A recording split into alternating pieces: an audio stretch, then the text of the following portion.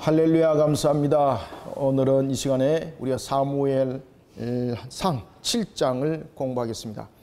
자, 사무엘하 7장에는 보면은, 자, 사무엘하 우리가 5장에서는 보면은 이스라엘의 영적 타락이 나타났죠. 특히 이제 블레셋 사람들이 언약을 빼앗겨버리는 그런 영적 타락. 그 다음에 이제 사무엘상 6장에서는 보면은 하나님께서는 악한 자들을 통해서도 하나님의 뜻을 이루신다 그랬죠. 그래서 언약궤를 빼앗겼지만 그것은 빼앗김이 아니라 블레셋을 통해서 하나님이 어떤 분인가를 알게 하는 과정이었고, 그리고 또한 이스라엘을 통해서도 하나님이 어떤 분인가를 알게 하면서 언약궤가 돌아오는 장면이 6장 하반절의 내용이었습니다. 자, 그러면 이제 6장과 7장이 이제 이어지게 되는데, 언약궤가 이제 하나의 징검다리의 역할을 하게 됩니다. 언약궤가 길랏 여아림에 도착을 합니다. 자, 길랏 여아림에 도착했던 언약궤에 대해서 사람들은 이제 이스라엘 사람들은 어떤 생각을 가지게 됐을까요? 처음에는 나답과 아비후는 이 언약궤를 무엇으로 사용했습니까? 자, 언약궤가 생각이 이제 달라집니다. 언약궤에 대해서 나답과 그리고 아비후, 엘리의 아들들이었죠. 엘리의 아들들이었던 나답과 아비후는 이 언약궤를 무엇으로 사용합니까? 수단으로 사용하죠. 그런데 이제는 이 언약궤가 길랏 여아림에 딱 도착을 하게 됩니다. 길랏 여아림에 도착을 했을 때에 이 언약궤에 대해서 이들은 수단으로 봤을까요? 이제 신앙으로 볼까요? 관점들이 이제 달라집니다. 왜? 혼이 났거든요. 그죠? 혼이 났거든요. 이스라엘이 거의 멸망의 단계에 이를 정도로 그런 위기 단계 속에 그저 언약궤만 뺏긴 것이 아니죠. 블레셋이 그냥 이스라엘을 정리를 해버렸잖아요. 그런 속에 이들은 언약궤가 바로 설 수 있는 것은 바로 신앙이다라는 것을 알고 이제 이 언약궤가 아비나답이라는 사람의 집에 옮겨집니다. 아비나답. 그리고 이 아비나답 집에서 20년을 이 언약궤가 있었더라라고 말하는데, 이 20년은 어떤 20년일까요? 이 20년은 안에서도 이제 본문 속에서 설명해 드리겠습니다만은 미스바의 이제 사건들이 이제 회개운동이 일어나죠, 그죠? 미스바에서 이제 언약궤를 통해서 이제 회개운동을 일어난 것이 아니라 믿음을 통해서 이제 회개운동이 일어나죠. 그리고 난 이제 에베네셀에 대한 사건들이 이제 터지지 않습니까? 그 사건이 터지기까지 미스바의 사건, 그 사건이 있기까지의 20년입니다. 자, 이런 언약궤는 이제 길랏 여아림에 도착한 이후에, 아시겠습니까? 길랏 여아림에 도착한 이후에 20년 동안 길랏 여아림 아비나답 집에서 머무는 것이 20년인데 과연 여기서 20년만 머물렀을까요? 아닙니다. 자, 사무엘 이후에, 자, 사무엘이 제사장이었죠. 자, 사무엘 이후에 누가 등장합니까? 사울이 왕으로 세워지죠. 이때 사울이 왕으로 세워질 때에 왕으로서 몇 년 동안, 40년 동안 언약궤가 나타나야 안 나타나는 걸까요? 이 속에서 언약궤는 절대 등장하지 않습니다. 등장하지 않습니다. 그러면은 언약궤는 벌써 보십시오. 60년이라는 공간이 지금 세워지게 되는 거죠. 그죠? 60년. 자, 그리고 난 뒤에 사울이 죽고 난 뒤에 여러분들 이제 잘 아시는 것처럼 다윗이 이스라엘의 왕은 되지만은 이스라엘의 통합 왕이 되기 전에 헤브론에서 7년을 다스리죠. 그죠? 헤브론에서 7년. 이때도 언약궤가 등장합니까? 등장하지 않습니까? 등장하지 않습니다. 이때도. 자, 그리고 난 뒤에 이제 드디어 이제 언약궤가 등장할 때에, 언제 등장할까요? 언약궤가 등장할 때에 이제 이때는 예루살렘을 여부수 족속이 있던 예루살렘, 그죠? 여부수 족속이 있던 이 예루살렘을 다윗이 물리치고 이곳을 수도 삼으면서 언약궤가 옮겨지게 되는 거죠. 다시 말하면은 아비나답 이후에 언약궤가 빼앗겨서 길랏 여아림에 도착합니다. 길랏 여아림에 도착해서 예루살렘이라는 이 장소에 언약궤가 등장하기 기간은 20년이 아닙니다. 70년. 약 70년이라는 시간 동안 언약궤는 등장하지 않습니다. 자, 그러면은 사무엘이 대회개운동을 일으킬 때에 왜 나답과 아비후처럼 언약궤를 등장 안 시켰을까요? 죄송합니다. 이 나답과 아비후는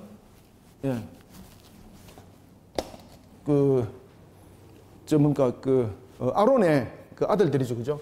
언약궤가 이동되었을 때 홈리와 비나스가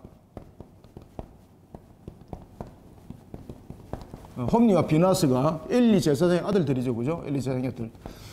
엘리 제사장의 이 아들들이 언약궤를 수단으로 사용함으로 인해서 그들에게 나타나는 눈에 보이는 신앙으로서는 이들을 바로 세울 수 없다는 겁니다. 그래서 미스바에서 회개운동을 일으킬 때에 무슨 회개운동을 일으키는 믿음을 세우는 겁니다. 믿음을 세우는 겁니다. 언약궤를 육신으로 바라보는 것이 아니라 하나님을 향한 말씀을 통해서 그 말씀을 믿음으로써 신앙을 세워 나가는 이런 속에 이제 미스바에서 대회개 운동이 일어나게 되는 겁니다. 그래서 이 믿음의 신앙을 세워 나가는 관점 속에서 그 중심이 세워지기 때문에 언약궤가 등장하지 않습니다. 우리의 말씀은 항상 말씀이 눈에 보이는 것이 아니라 말씀이 항상 마음판 속에 새기는 신앙이 되어야 되는 거죠. 자, 이런 속에 일어났던 홈리와 비나스 사건. 그렇지만은 이 홈리와 비나스 사건 속에서 수단의 신앙이 아니라 이제 믿음의 신앙의 연결점으로 이어가는 것이 바로 미스바 사건입니다. 아시겠습니까? 자, 우리는 미스바 사건을 통해서 이런 부분들. 지금까지는 눈에 보이는 신앙이었다면은 이제는 믿음의 신앙의 관점을 길러 나가는 사무엘. 특히 사무엘은 자기 어머니가 기도하면서 낳았던 아들이었습니다. 사무엘은 한나가 기도하면서 자신의 아들이었던 사무엘을 낳게 되는데 이때는 한나가 아들을 가지기 위해서 기도하는데 이제 사무엘은 무엇을 위해서 기도합니까? 나라와 민족을 위해서 기도하는 자가 됩니다. 이때 한나의 기도는 하나님께 바치는 서원의 기도였다면은 이제 사무엘의 기도는 무슨 기도입니까? 신앙을 세워나가는 기도가 되는 겁니다. 좀 기도의 목적들이 조금씩 다르죠, 그죠? 그렇지만은 동일한 점은 무엇입니까? 동일한 점은 하나님을 온전히 믿는 이 믿음 속에 기도가 이루어진다는 것을 우리가 볼 수 있습니다. 자, 우리가 그러면 1절부터 한번 볼까요? 자, 길랏 여아림 사람들이 와서 여호와의 궤를 옮겨. 자, 길랏 여아림 사람들이 와서 여호와의 궤를 옮길 때 어떻게 옮겼을까요? 법도와 규례대로 이 언약궤가 옮겨지게 되는 겁니다. 그러면서 언약궤를 옮겨 산에 사는, 여기서 이제 산에 사는 것이라는 것은 아비나답이 제사장으로서의 그 역할들을 하고 있었던 것이죠. 그래서 산이라 이렇게 말하는 겁니다. 산에 사는 아비나답 집에 들여놓고 그의 아들 엘리야살. 자, 여기서 여러분들 엘리야살은 누굴까요, 여러분들요? 아론의 아들도 보면은 엘리야살이 있잖아요, 그죠? 그 동명이인입니다. 같은 사람 아닙니다. 앞에도 이제 글을 잘못 써가지고 홈리와 비나스인데 나답과 아비후라는 부분들은 이제 그 내용들을 썼습니다만은 결국 이제 그 아론이 제사장으로 세우는 사람은 결국 누군가면은 엘리야살을 갖다가 이제 제사장으로 이제 세우게 되는 것이죠. 그런 아론의 아들과 이제 동명이인이지만은 다른 사람입니다. 그의 아들 엘리야살을 거룩하게 구별하여 여호와의 궤를 지키게 하였더니, 그래서 여호와의 궤를 지킬 때는 무엇을 지킨다는 겁니까? 그냥 도적서는 지킴이 아닙니다. 여기 지키면 무엇이에요? 그렇죠. 법도와 뭡니까? 법도와 규례를 통한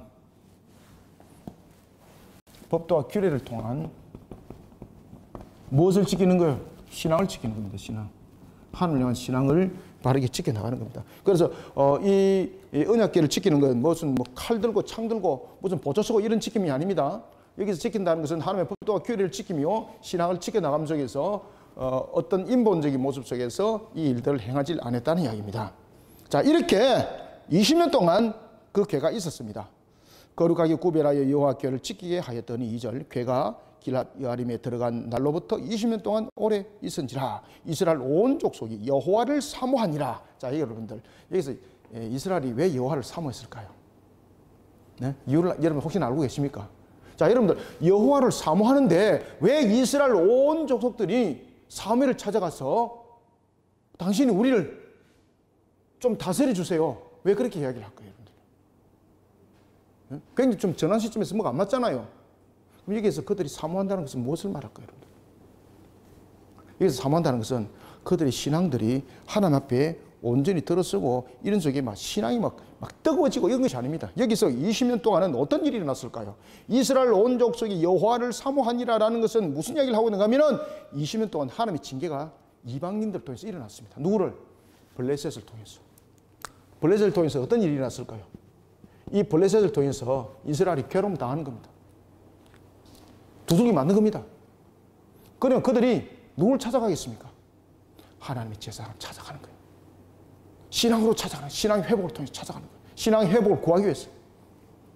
그래서 여기서 20년 동안 이스라엘 온 족속이 여호와를 사모했다는 것은, 자, 여기서 이제 20년이, 앞에도 제가 이제 20년에 대한 부분들은 이미 말씀드렸죠, 그죠? 여기서 20년은 두 가지를 말합니다.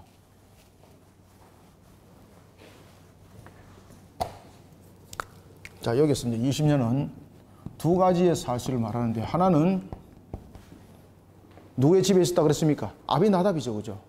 아비나답. 그리고 또한 온 이스라엘입니다. 자, 20년 동안 아비나답 집에는 어떤 일이 있었을까요? 하나님께서 베푸시는 은혜와 평강이 그 가정에 가득한 겁니다. 하나님 베푸시는 은혜가 가득한 겁니다. 그런데 온 이스라엘은 20년 동안 지금 무슨 일이 있었습니까? 블레셋으로부터 짓밟히는 겁니다. 블레셋으로부터.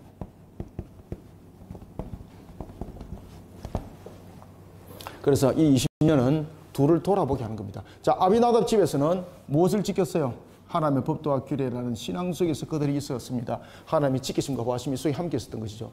자, 그 다음에 이 온 이스라엘의 20년은 어떤 역할을 했습니까? 자신들이 언약궤를 통한, 그리고 신앙을 하나의 수단으로 삼았던 거기에 대한 하나님의 징계의 값입니다. 징계의 값이 블레셋 속에서 나타났습니다. 징계의 값을 사는 겁니다. 징계의 값입니다. 그런데 그들이 누구를 찾아갔다고요? 그래서 사무엘을 찾아가는 겁니다. 사무엘을. 여러분들, 이들 속에 평강이 있었으면, 평안하고 편안했으면 이 이스라엘 온 족속들이 사무엘을 찾아갈 일이 있을까 없을까요? 없습니다. 없습니다. 우리가 대체로 찾아갈 때는 무슨 일이 있으면 찾아갑니까? 급한 일이 있으면. 그렇죠? 급한 일이 있으면 해결자를 찾아서 찾아가는 것, 딱 그 모습입니다. 그래서 여기서 20년 동안 언약궤가 오래 있었는지라, 여기서 오래 있었다는 것은 말 그대로 아비나답 집에서는 평안이 있었고, 그리고 이스라엘 온 족속에게는 여호와를 사모하니라 라는 걸 통해서는 20년 동안 하나님의 징계가 이방인들 통해서 지금 일어났다는 이야기입니다. 여기에서 그들이 간곡하게 하나님 앞에 은혜를 구하기 위해서 지금 이제 사무엘을 찾아가는 모습이 등장하게 되는 겁니다. 따라서 여기서 언약궤는 원래 등장하기까지 70년이라는 세월이 걸렸다고 그랬죠, 그죠? 사울에 40년, 그 다음에 다윗이 헤브론에서 7년 동안 다스렸죠, 그죠? 그 7년, 그 다음에 예루살렘 점령까지 합치면 약 70년 동안은 예루살렘에서 등장하기까지 70년 동안은 어디에 가정이 머물렀다? 길랏 여아림. 그것도 아비나답 가정 속에, 이 자손들 속에 머뭅니다. 70년. 그래서 그 가정에 평강이 널리 있었더라. 그런데 이스라엘은 어떻더라? 20년이라는 징계 값을 통해서 휘둘림을 당하더라. 그러면서 그들이 결국 찾아갔는데 누굴 찾아가더라? 3절 사무엘을 찾아간 거예요. 사무엘. 3절 사무엘이 이스라엘 온 족속에게 말하여 이르되 만일 너희가 전심으로 여호와께 돌아오리거든. 그래서 앞에서 보면은 여호와를 사모했다는 것이 이들이 어떤 내용을 담고 있다는 겁니까? 회개, 징계 이런 부분들을 담고 있는 겁니다. 그래서 사무엘이 그 이야기를 하는 거예요. 너희들이 정말로 온전히 전심으로 여호와께 돌아올리거든. 너희들 신앙생활 똑바로 해라. 바른 회개를 펼쳐라. 자, 그들은 급했습니다. 사무엘을 찾아왔습니다. 그러면서 사무엘에게 구합니다. 구하지만은 여호와께 구한 상태 속에서 그들은 여전히 온전히 하나님 한 분만 섬기고 있을까요? 아니면 하나님을 수단으로 또 보고 있었을까요? 수단으로 보는 거죠. 그래서 사무엘이 딱 그 얘기를 하는 겁니다. 무슨 이야기를 하고 있습니까? 너희들이 정말로 여호와께 엎드려 은혜를 구한다면은 너희들의 모습이 하나님을 향한 온전한 신앙으로 너희들의 모습이 갖춰져야 된다. 너희들이 우상을 섬기면서 여호와를 또 하나의 수단적 측면에서 선택한다면 하나님으로부터 이 20년의 징계보다도 더 강력한 징계를 두들겨 맞게 되어 있다. 그러니 너희들에게 제일 먼저 필요한 것들은 뭔가 하면은 신앙의 회복이고 바른 회개다. 자, 우리가 공부해 올 때 성화과정 속에서 강조됐던 신앙, 대표적인 신앙이 무엇입니까? 성화과정 속에서 회개신앙.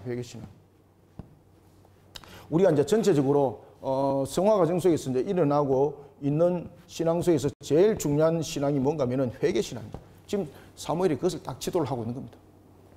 너희들이 어찌 이방 신상과 아스돗을 여호와와 함께 섬긴다 말할 수 있냐? 이 말되지 않는다.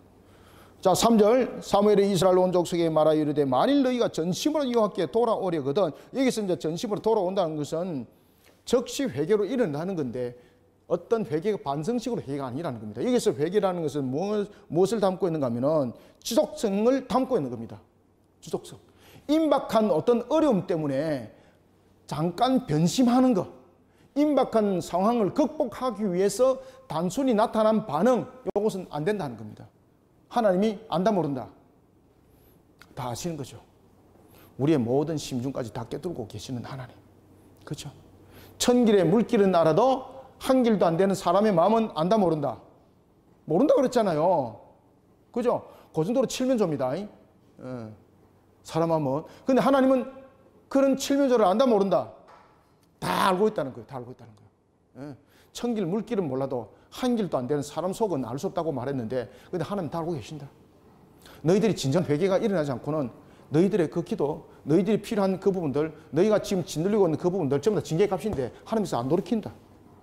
먼저 중요한 것은 하나님의 징계의 값이라는 걸 깨달아라. 블레셋에 의해서 침공당한 것이 아니다. 지금 이해됩니까? 지금 너희들이 20년 동안 당하고 있는 고통은 블레셋의 침공이 아니라 하나님께서 악한 것들을 통해서도 신앙을 바로 세우기 위해서 그들을 사용한다 그랬죠. 그것을 먼저 깨달아라는 겁니다. 그래서 사무엘이 제일 먼저 이야기하는 것이 뭔가 하면 블레셋이 아니라 너희들의 신앙이 문제다. 그리고 너희들이 당하고 있는 것은 하나님께서 너희들의 불신앙에 대한 징계 값인데 왜 그것을 블레셋을 치는 것으로만, 블레셋을 이기는 것으로만 너희들이 보고 있느냐. 그렇게 해서 과거에 나답과 아비후 사건 터지지 않느냐. 그죠? 여러분들 엘리 제사장의 아들들을 한번 볼까요? 엘리 제사장의 아들들이 어떤 짓을 했습니까? 2장에 보면은 엘리 제사장의 그 아들들이 재물에 관해서도 마치 자신들의 소유물처럼 여기고 있었고, 그런가 하면 또한 언약궤를 가지고 그들이 전쟁터에 뛰어들었을 때도 어떤 문제점들을 가지고 있었습니까? 거기도 보면은 언약궤를 가지고 마치 전쟁에 자신들이 이길 수 있는 승리의 도구 정도로 그들이 여기고 있었던 사건들, 특히 이제 4장 17절이 그 이야기를 하지 않습니까? 소식을 전한 자가 대답하여 이르되 이스라엘이 블레셋 사람들 앞에서 도망하였고 백성 중에는 큰 살육이 있었고 당신의 두 아들 홈리와 비나스도 어떻게 죽임을 당했고, 이게 죽임은 무엇입니까? 불신앙에 관한 하나님의 심판이에요, 이거는요. 그런데 여전히 그 생각 속에 이들이 머물고 있었던 것입니다. 그래서 사무엘이 신앙의 지도를 지금 똑바로 하는 거예요. 만약에 신앙이 사무엘처럼 영적으로 깨어있지 않는 자가 지금 이스라엘의 이 민원에 관한 부분들을, 자신의 소원함에 관한 부분들, 자신의 다급한 부분들을 접수했다. 그러면 어떻게 반응했을까요? 오, 그래, 너희들이 내가 누군지를 알고 있구만. 그러면 너희들이 무엇을 많이 가져와? 마치 발람처럼 재물을 많이 가져와. 이런 식으로 되겠죠. 재물을 많이 가지고 오면 내가 하나님 앞에 한번 빌어볼게. 똑같은 우상 숭배자들이죠. 근데 사무엘은 이미 하나님께서 열어주신 영 안으로 이스라엘의 영적 상태를 딱 보는 거예요. 너희들은 여전히 이방 신을 섬기고 있고 아스돗을 섬기고 있는데 무슨 여호와께 은혜를 구한단 말이냐. 지금 블레셋이 너희들이 지금 치고 있는 20년, 그것은 블레셋이 너희들을 공격하는 것 아니다. 하나님이 너희들이 불신앙 가운데 있는 것을 블레셋을 사용해서 지금 징계의 회초리를 쓰고 있다는 것을 못 깨닫느냐. 이랬죠. 그래서 제일 먼저 요구되는 신앙이 무엇이었습니까? 회개신앙입니다. 회개신앙. 그래서 언약궤가 등장하지 않습니다. 이들은 언약궤를 수단으로 이미 봐왔고, 그 다음에 그런 속에서 이스라엘이 큰 낭패를 받지 않습니까? 언약궤 안에 무엇이 있습니까? 말씀이 있지 않습니까? 이 말씀을 믿지 못하면서 형태를 구축하였던 그 내용물을 가지고 온다 그래서 우리의 신앙은 회복되겠는가? 아니죠. 먼저 심령 속이 이미 침도를 당했는데 외형적 모습 속에서 신앙을 갖춘다 그래서 그 신앙이 온전하게 바르게 세워진 건 아니죠.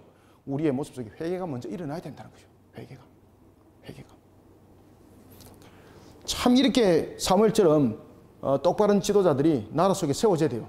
그래서 사무엘 같은 자들, 그 다음에 늘 제가 여러분들에게 말씀드리면은 느헤미야 같은 지도자들이 지금 이 나라에 세워져야만이 나라 똑바로 움직여져요, 여러분들. 사무엘이 그렇게 말하고 있습니다.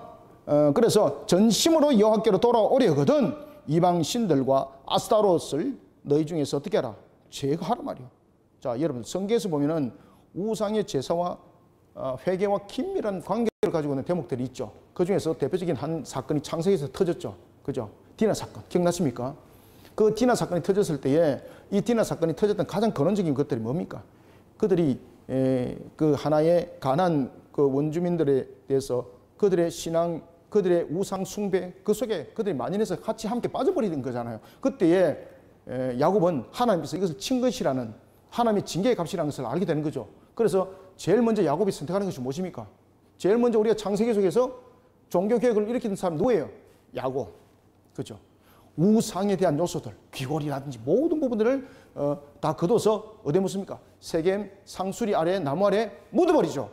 그죠? 의복까지 다 벗어라. 형식적인 의복이 아니라 마음으로부터 품었던 것들, 마음에 뿐만 아니라 환경 속에 나타났던 문화적 습관에 대한 문제, 이런 우상 요소까지 전부 다 묻어버리라는 거죠. 이런 진정한 회개 속에 우리의 모습들은 하나님을 향한 신앙이 회복됐을 때 하나님이 우리를 이끌어 주세요, 여러분들. 자, 이런 내용들입니다. 그래서 마음을 여호와께 향하라. 굉장히 중요한 부분이죠. 자, 보십시오.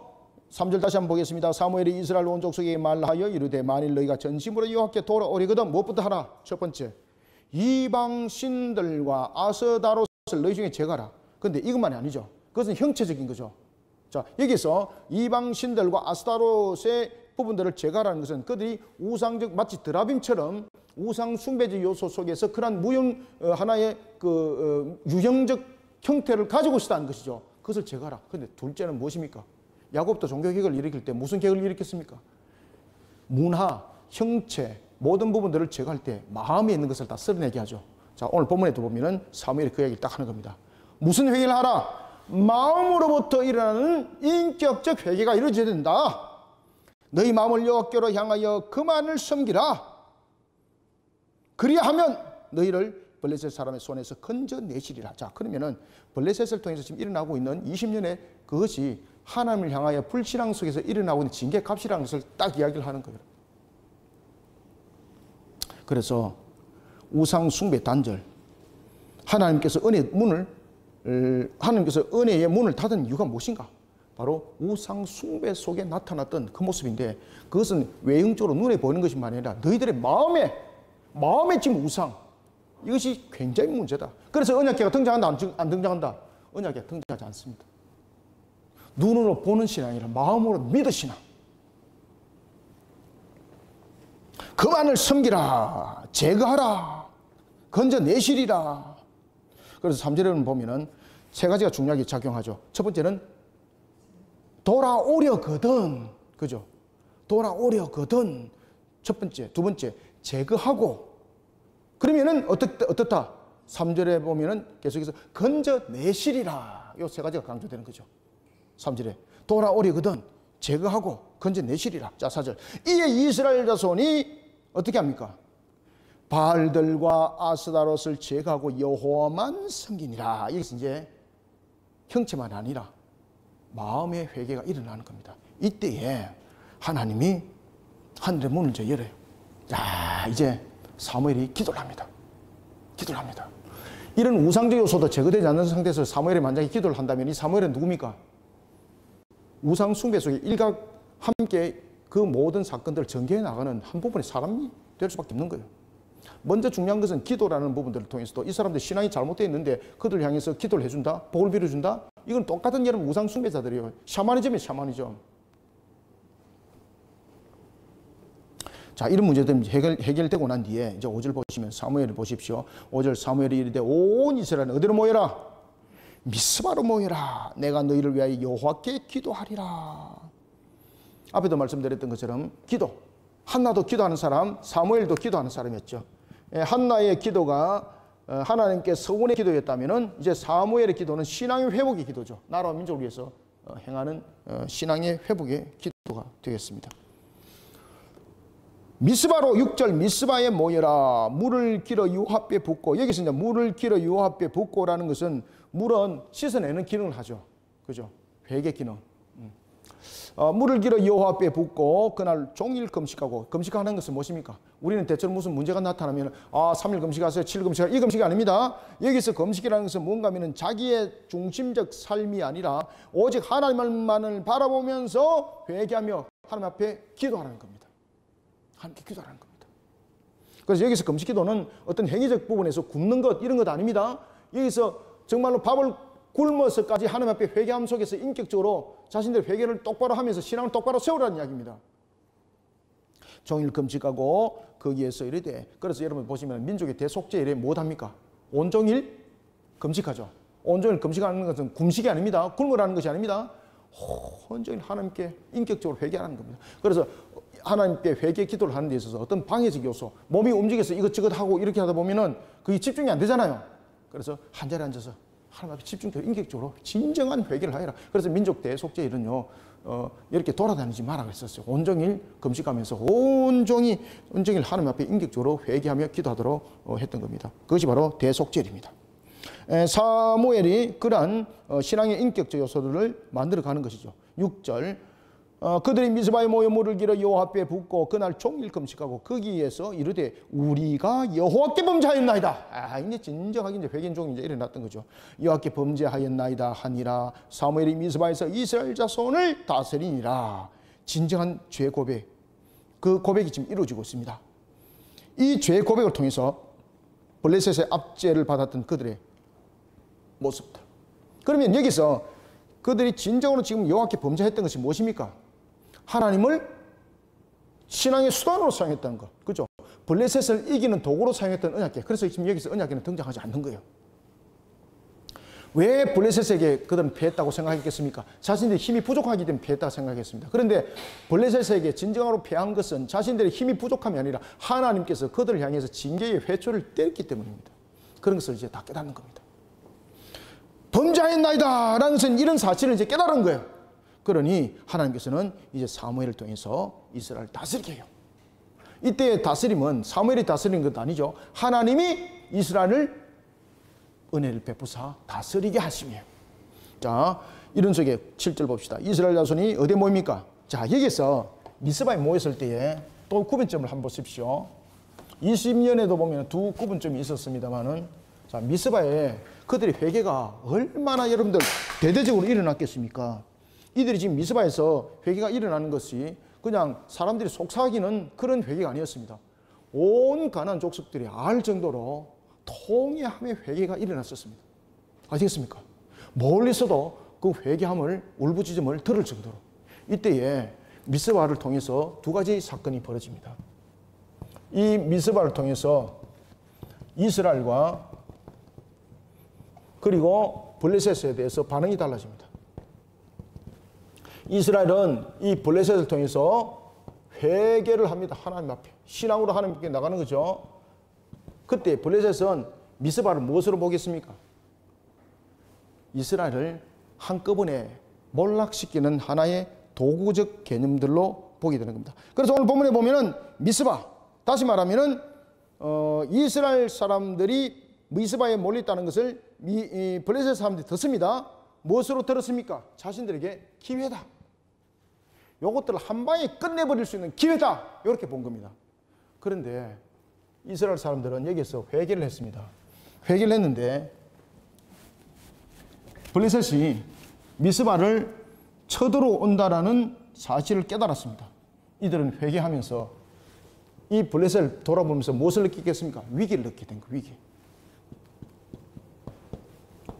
자, 이스라엘이 미스바에서 회개하면서 신앙으로 돌이킬 때에 블레셋은 이것을 기회로 보고 이스라엘을 치러 옵니다. 이때에 이스라엘 속에 여전히 나타났던 것은 자신들의 모습을 통해서 하나님을 보는 것이 아니라 블레셋의 힘을 본 겁니다. 그래서 그들에게 위기가 보이는 겁니다. 그때 사무엘이 뭐라고 말합니까? 신앙으로 똑바로 서라. 신앙으로 똑바로 서라. 신앙으로 똑바로 서라. 똑같은 장소인데 이스라엘은 회개 신앙 속에 있었고 블레셋은 기회를 삼았습니다. 쳐들어왔습니다. 그런 속에 이스라엘은 또 육신으로 바라봅니다. 위기구나. 여러분들, 그것이 위기였을까요? 그들이 회개를 했다는 것은 하나님께서 다스림이고 하나님께서 지키심과 보하심이고 만군의 여호와를 믿어야 되잖아요. 그죠? 역시 믿음이 덜하니까 위기만 보이는 겁니다. 그때 사무엘이 그들에게 신앙을 바르게 가르칩니다. 믿음을 세워나갑니다. 하나님이 물리칠 것이다. 믿으라. 그죠? 무엇을 세웁니까? 신앙, 믿음을 세우는 거야. 믿음은. 자, 우리가 신약 성경에서 보면은 예수님께서 믿음에 대해서 뭐라고 말해요? 너희들이 믿음이 겨자씨 하나만큼이라도 있으면은 이 사람들은 어디로 옮길지어다 하면 옮겨진다고? 저 바다로 옮겨질지어다라고 하면 옮겨질 줄 믿으시길 바랍니다. 그런 믿음이 있어야 되는 거예요. 그런 믿음을 요구를 하는 겁니다. 그리고 하나님께서 역사를 일으킵니다. 그것이 바로 에베네셀 사건입니다. 믿음의 회복. 그래서 에베네셀의 사건은요, 하나님께서 여기까지 우리를 도우셨네 라는 에베네셀의 그 역사, 그 미스바 사건 속에서 나타나고 있는 것은 바로 뭔가 하면은 믿음의 신앙의 회복입니다. 믿음의 회복. 자, 봅시다. 7절. 이스라엘 자손이 미스바에 모였다 함을 블레셋 사람들이 듣고, 여기서 듣고는 갈로 치놓으세요. 듣고 무엇으로 여겼을까요? 기회를 포착했다. 자신들의 기회 포착이에요. 그런데 이스라엘은 이제 그들이 쳐들어온 소식을 들었죠. 그죠? 그들의 방백들이 이스라엘 치러 온지라 이스라엘 자손이 듣고, 이스라엘은 자 듣고 무엇을 느낍니까? 위기를 느끼는 거예요. 자신은 이 위기를 느끼는 것이 아니라 무엇을 바라봐야 되는 겁니까? 만군의 여호와를 바라봐야 되는 거예요. 그리고 여기서는 위기가 아니라 실질적으로 믿음이 삭제되는데 위기가 됐던 거죠. 이것이 여전히 그들 속에 부족함에 대한 신앙. 그래서 사무엘이 이제 어떻게 채워가는 가 딱 보십시오. 따라서 우리가 신앙의 온전한 바른 지도자가 세워지는 것이 참 중요합니다, 여러분들요. 자, 8절에 보면은 이스라엘 자손이 사무엘에게 이르되 당신은 우리를 위하여 우리 하나님 여호와께 쉬지 말고 부르짖어 우리를 블레셋 사람들의 손에서 구원하시게 하소서. 자, 여기서 그들의 간절함, 마음을 담아서 기도해 줄 것을 요청하죠. 그럼 여기서 그들의 요청은 또 하나의 무엇입니까? 또 하나의 수단이 될 수 있어요. 기도가. 또 다른 하나의 언약계 사건이 될 수 있어요. 지금 이해되고 있습니까? 지금 블레셋에 쳐들어오고 있는데 이들을 물리치도록 당신이 기도해 주세요 라고 말한다면은 사무엘이 그대로 응했다면은 지금 사무엘의 기도는 무엇과 유사합니까? 홈리와 비나스와 유사해요. 이들은 믿음이 없잖아요. 근데 기도를 수단으로 사용하는 거죠. 홈리와 비나스가 언약계를 무엇으로 사용했습니까? 수단으로 사용했죠. 이제 이해됐습니까? 이 속에 수단이 되는 겁니다. 기도가. 사무엘이 바로 응하나요? 응하지 않나요? 바로 응하지 않습니다. 이때 사무엘이 제일 먼저 무엇을 하는가 딱 보십시오. 그때 9절. 사무엘이 젖 먹는 어린 양 하나를 가져다가 온전한 번제를 여호와께 드리고, 자, 무엇을 합니까? 지금 이들에게 바른 신앙 세웁니다. 지금 이거. 지금 쳐들어오고 있는데, 야, 이거 안 되겠다. 빨리 우리 도망가자. 이렇게 해야 되잖아요. 도망가든지 안 그러면 칼을 들어라. 뭐 창을 들어라. 이래야 되는데, 지금 사무엘이 어떻게 하고 있습니까? 회개제단을 샀습니다. 회개제단. 바른 신앙을 세우는 겁니다. 지금 번제단. 지금 번제단을 세우는 것은 무엇입니까? 하나님 앞에 나가는 신앙이거든요. 그만큼 믿음이 없다는 거죠. 믿음 신앙을 세우는 겁니다. 믿음 신앙. 하나님의 어떤 분인가를 먼저 깨닫게 하고 알게 하는 거예요. 회개 신앙 속에서 하나님을 향한 믿음이 없다면 이건 회개가 온전하지 되지 못하는 거죠. 신앙을 세우는 겁니다. 신앙을. 와, 멋진 거죠, 이거. 이래 해야 됩니다, 여러분들. 하나님을 향한 간절한 마음을 담아서 기도를 요청했습니다. 그런데 사무엘의 결정은 신앙의 탑을 쌓아라. 그것이 바로 결론입니다. 이래서 미스바의 대성회가 이제 일어나는 겁니다. 대성회, 미스바의 대성회가.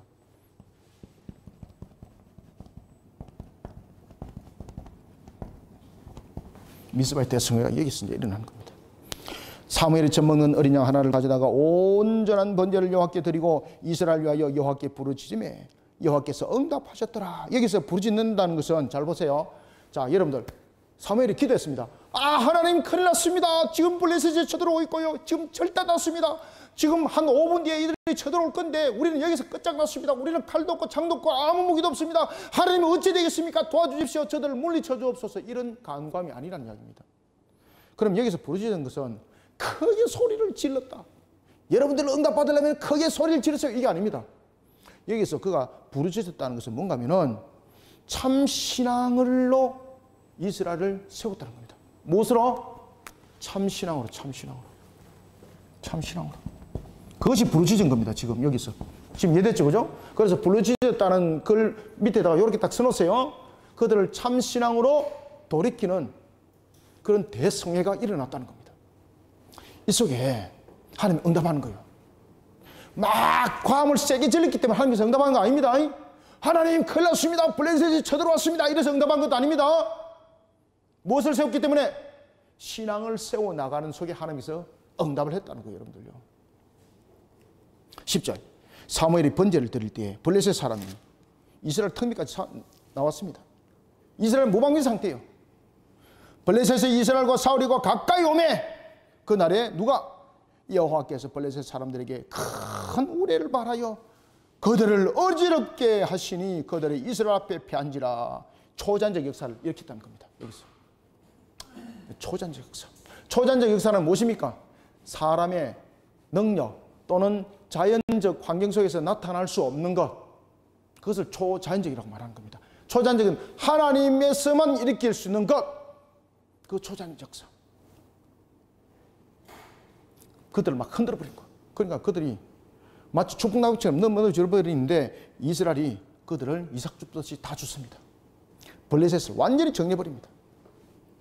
11절. 이스라엘 사람들이 미스바에서 나가서 블레셋 사람들을 추적하여, 여기서 추적한다는 것은 단순하게 뒤를 쫓아가는 것 아닙니다. 야, 이놈들이 어디까지 도망가나 한번 따라가 볼래? 이런 오징어 게임 이런 거 아닙니다, 이거. 말 그대로 그들을 압박하여서 추적했다는 겁니다. 그들이 가지고 있는 아무것도 없는 거잖아요. 그럼 하나님께서 흔들어 버려서 그들 손에 무기 같은 거 다 놓게 만드는 거죠. 그러니까 그들의 무기가 이제 누구의 무기가 된 겁니까? 이스라엘의 무기가 되는 거예요, 이스라엘 무기.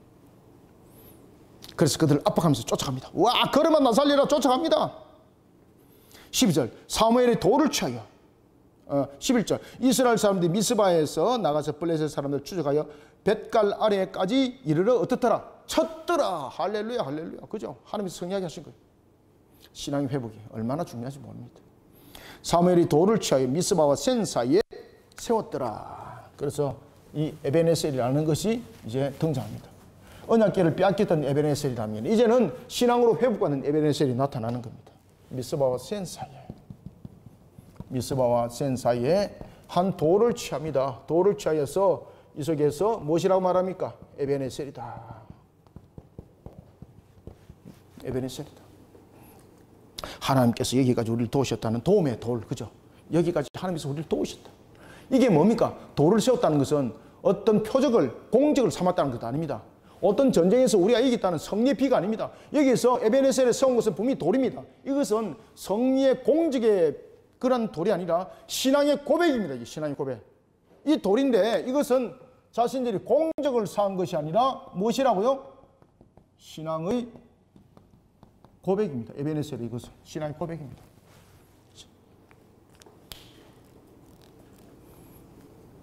12절. 사무엘이 돌을 취하여 미스바와 센 사이에 세워 이르되 여호와께서 여기까지 우리를 도우셨다 하고 그 이름을 무엇이라 했다?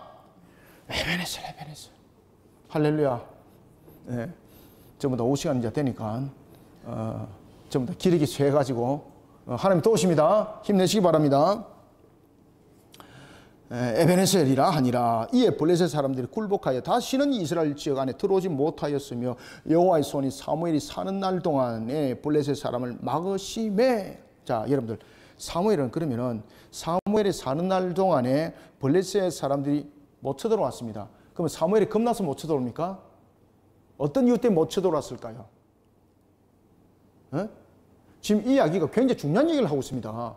지금 에베네셀의 이 역사, 미스바와 센 사이에 승리한 그 역사로 인해서 블레셋이 쳐들어오지 못했다, 이 사건이 아닙니다. 이건 무슨 이야기인가 하면은 사무엘은 이 승리 하나로서 하나의 기념비로 삼은 것이 아니라 지속적으로 그들을 신앙으로 지도했다는 뜻입니다. 여호와 하나님을 향한 신앙으로 지도했다는 겁니다. 그러니 하나님이 이 이스라엘을 지켜주셨다는 거예요. 그래서 사무엘이 있는 동안에는 블레셋 사람들을 막았다, 그들이 쳐들어오지 못했다라는 것은 사무엘은 시종일관 하나님의 뜻을, 그리고 하나님의 뜻에 부합한 그런 삶을 살고 그런 신앙의 지도를 통해서 이스라엘을 강건하게 붙들어갔다는 겁니다. 하나님이 도우셨다는 거죠.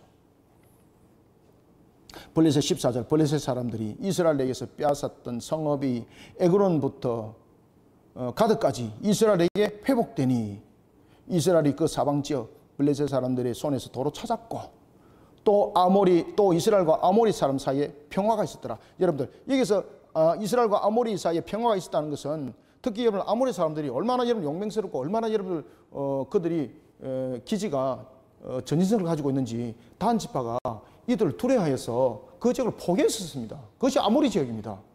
근데 이 아모리 사람들과 평화를 했다고요? 그럼 무슨 이야기입니까? 아모리 사람들과 능히 이기고도 남음이 됐기 때문에 아모리 사람들이 못 쳐들어오는 거예요, 여러분들요.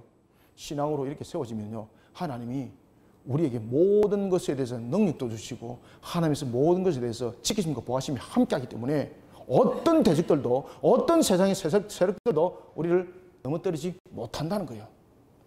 그래서 신앙의 성을 살아. 신앙의 성을 살아. 15절 사무엘이 사는 날 동안 이스라엘을 다스렸으되 해마다 베델과 길갈과 미스바로 순회하여 그 모든 곳에서 이스라엘을 다스렸고. 자, 여기서 엘리와 사무엘의 차이점 지금 이야기하고 있죠. 엘리는 어디에 있었습니까? 실로에 앉아 있었습니다. 그런데 사무엘은 어떻게 합니까? 순회를 합니다. 순회. 왜 순회를 했을까요? 신앙 점검입니다. 신앙 점검. 특히 세 군데 지역, 베델과 길갈, 미스바. 세 군데 맞죠, 그죠?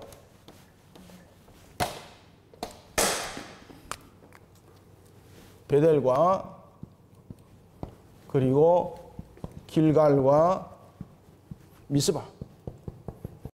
이게 전부 다 하나님의 역사와 전부 다 하나님의 살아계심, 하나님의 강력한 역사, 이런 부분들과 신앙과 굉장히 결부된 장소죠. 자, 베델 그러면은 우리가 그 창세기로 보지 않습니다. 우리가 이제 그 가나안 정복 사건으로만 봅시다. 베델, 물론 이제 베델 그러면은 여러분들 야곱 사건이 제일 먼저 기억나겠죠, 그죠? 그것이 아니고 우리가 이제 가나안 정복 사건 이후의 사건들을 보면은 이 베델 그러면은 제일 먼저 머릿속에 생각나는 것 무엇입니까? 언약궤가 보관된 장소, 그죠? 그 다음에 또 길갈도 보시면은 굉장히 신앙적으로 굉장히 중요한 장소. 그래서 이 베델은 가나안 정복 때에 에브라임 지파에게 분배됐던 그런 땅이었습니다.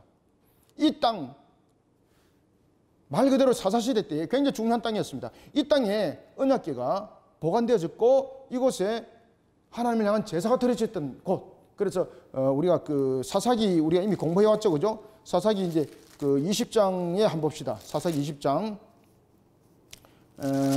몇 절을 보시는가 하면은 26절. 이에 온 이스라엘 자손 모든 백성이 올라가 베델에 이르러 울며 거기서 여호와 앞에 앉아서 그날에 저물도록 금식하고 번제와 화목제를 여호와 앞에 드렸더라. 이때 언약궤가 여기 있었습니다. 그죠? 자, 그 다음에 길갈. 길갈은 왜 중요합니까? 요단강을 건넜습니다. 이스라엘이 할례를 행하고 유월절을 처음 지켰던 장소가 어디입니까? 길갈입니다. 길갈. 제일 먼저 그들이 출애굽을 하여서 요단을 건너고 난 뒤에 그들이 할례를 행했습니다. 그리고 난 뒤에 제일 먼저 유월절을 드렸던 장소가 어디다? 길갈입니다. 길갈. 전부 다 신앙과 관계되죠. 그죠? 자, 그 다음에 미스바. 미스바는 앞에 일어났던 사건, 더 이상 말할 필요가 있겠습니까? 하나님의 다스림을 상징하는 곳.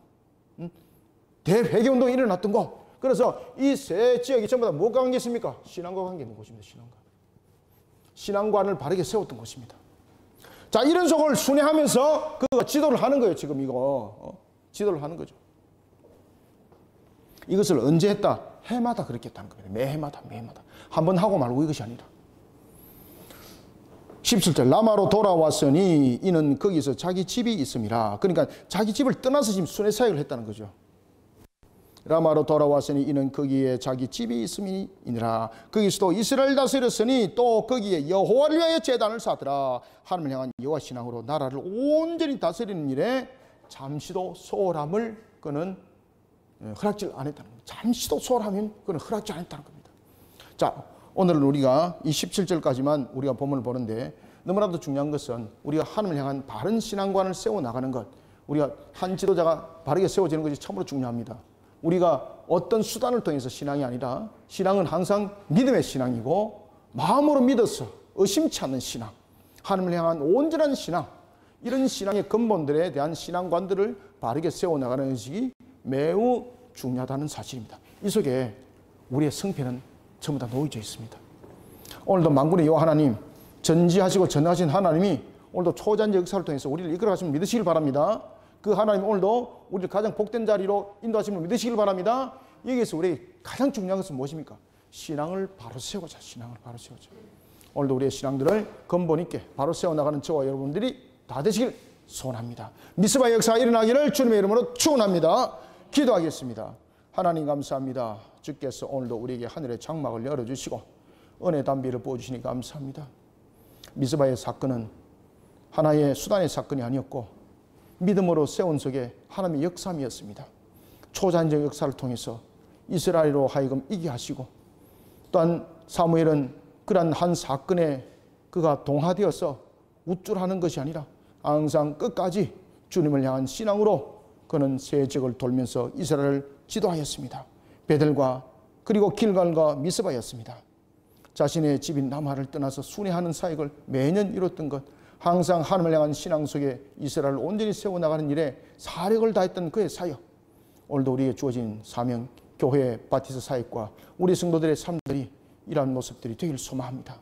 또한 종의 사역이 사무엘처럼 이와 같이 신앙으로 바로 세워나가는 일에 힘쓰고 애쓰는 그러한 하나님의 종으로서의 쓰임받기를 원하고, 우리 모든 성도들은 또한 지역에서 그리스도인으로서 이런 값을 살아가게 하여 주옵소서. 예수님의 이름으로 기도드립나이다. 아멘.